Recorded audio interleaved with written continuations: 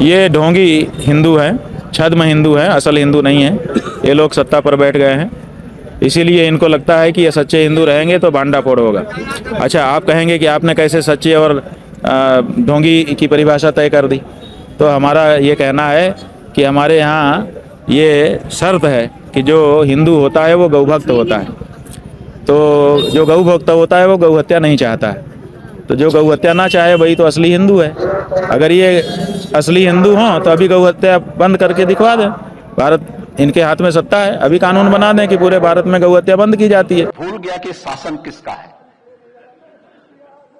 वो ये मानता था धमकी देंगे और हम जबरदस्ती जाम कर देंगे।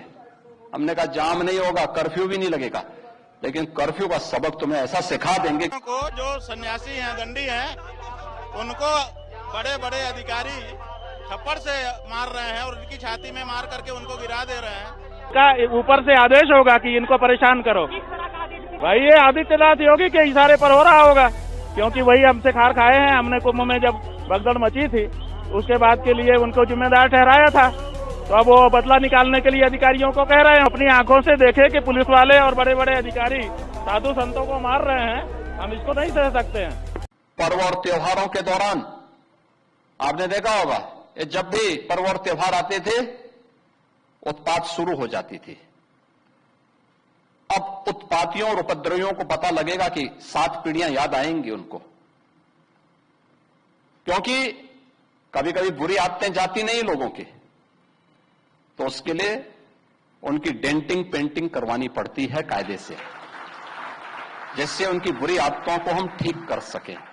किस चीज़ की परमिशन? स्नान भी परमिशन, माने स्नान जो है परमिशन लेके करना पड़ता है। गंगा स्नान, गंगा पे उनकी रजिस्ट्री है।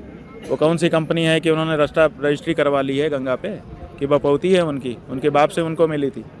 गंगा जो है, हम हर सनातनी जब अपने सनातन धर्मी माँ बाप के घर में जन्मता है, जन्म सिद्ध अधिकार है उसका कि वो गंगा यमुना का पवित्र स्नान करे। सबसे ज्यादा रोज जो कल घटना हुई है शंकराचार्य वाली, क्योंकि ब्राह्मण प्रदेश जनेऊ और शिखा इसका सम्मान और इसका रक्षक रहा है। लोगों ने अपनी गर्दनें कटा दी पर वो जनेऊ नहीं उतारा। हम उपजाति लोग धर्म पे आते हैं, पूरे सनातन धर्म जनेऊ और शिखा का बड़ा सम्मान करता है। कल उसे प्रशासन द्वारा सत्ता द्वारा के साथ मारपीट की गई, इसके छोटे बटुक को पीटा गया, धमकाया गया। इससे ज्यादा घोर कृत्य हो नहीं सकता। अंग्रेजों के समय भी ऐसा नहीं हुआ जो इस समय हो रहा है।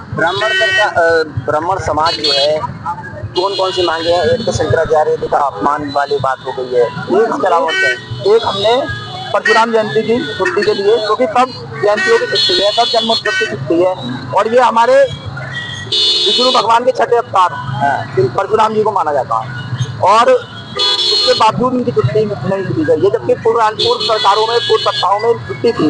एक नीचे ये रहा, एक स्वर्ण आयोग का गठन जो हमारी बहुत पूर्व से मांग रही है। तमाम समाज के लोग पहले भी उठाते रहे हैं स्वर्ण आयोग का गठन। जब सारे आयोग है तो स्वर्ण आयोग का क्यों नहीं बनाया गया? तीसरी बात, ये जो यूजीसी नाम का एक काला कानून लाए हैं, जिसमें बड़े के युवाओं को बिल्कुल पीछे और बिल्कुल नष्ट नाबूद करने का इन लोगों ने मन बना रखा है, उसकी समाप्ति के लिए। तो क्या आप लोगों को लगता है कि योगी सरकार जो है ब्राह्मण समाज पर अत्याचार कर रही है? सरकार है वो अत्याचार कर रही है ब्राह्मण?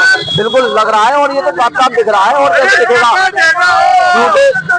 झूठे मुकदमे लगा के विनय शंकर तिवारी, विजय मिश्रा, अनुपम दुबे, खुशी दुबे, ललित कौशिक आपके मुरादाबाद के ही हैं, विकास वर्मा, गुग्गू, केशव चरण शर्मा, और कितने जाने अनंत नाम है, बहुत लंबी लिस्ट है। राजू पांडे, तमाम जिन्होंने जिन लोगों पे राजनीतिक मुकदमे लगा के करके उनकी संपत्ति कुरूप कर दी गई, उनके परिवार को जेल में डाल दिया। खुशी दुबे की क्या गलती थी आपके सामने है वो विषय। तो आगे क्या रहेगा? क्या प्रदेश स्तर पर इस तरह के प्रदर्शन हो? बिल्कुल, प्रदेश नेतृत्व एक काम कर रहा है, बहुत जल्दी अगर इन चीजों पे नहीं हुआ तो प्रदेश महासम्मेलन होगा।